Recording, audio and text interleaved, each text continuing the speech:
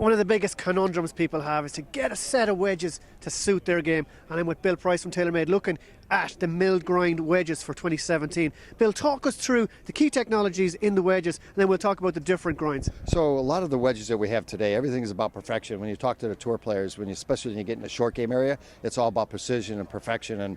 And what they are looking for is the sole geometry to be perfect every single time. Yeah, in the past, we used to pick up and we'd have to grind and do all the grinding on the sole to make it perfect. Well, today we don't have to do any of the grinding, so there's no hand polishing of this. It's all machined perfectly, so as you can see all the milling marks that are on here. And the other part of it is a player will take a wedge and he wants to make sure that that leading edge is rounded and symmetric.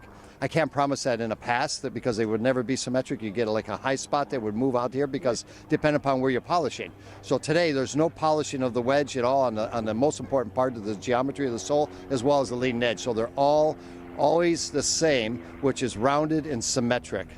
Okay, now one of the other questions people have when they're looking at wedges is which wedge is right for them. If I play links golf or if I play parkland golf, which wedges should I have? So let's go through the three different grinds, talk about the names and what the difference between each is. Sure, so you start out, we have three different grinds, and it's all based on bounce. Bounce is most important, and bounce is your friend. So depending upon the attack angle of the player, depending upon the course conditions that you mentioned, depends upon the sand. So you have three different grinds that work completely different from those conditions, as well as the grass and the turf that you're playing from. So you have a low bounce version, which is strictly low bounce. So all the options that you have here are low bounce. It has a different cut on the sole geometry. It's more of a C grind that we offer today. Then we move into a standard grind, which is a standard bounce option, which you can see a standard sole shape with a little bit of heel relief.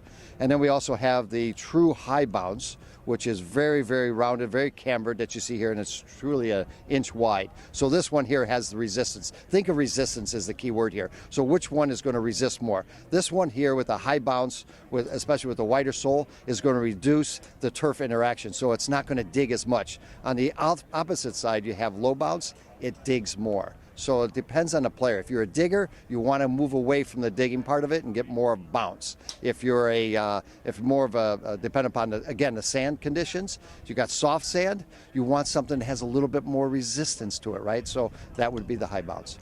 Okay, fantastic. Those are the TaylorMade mill grind wedges. My thanks to Bill Price. Make sure and check them all out on golfbidder.com. Thanks. Thanks for watching our video. Make sure you click subscribe below to keep in touch with the very latest from us at Golfbidder.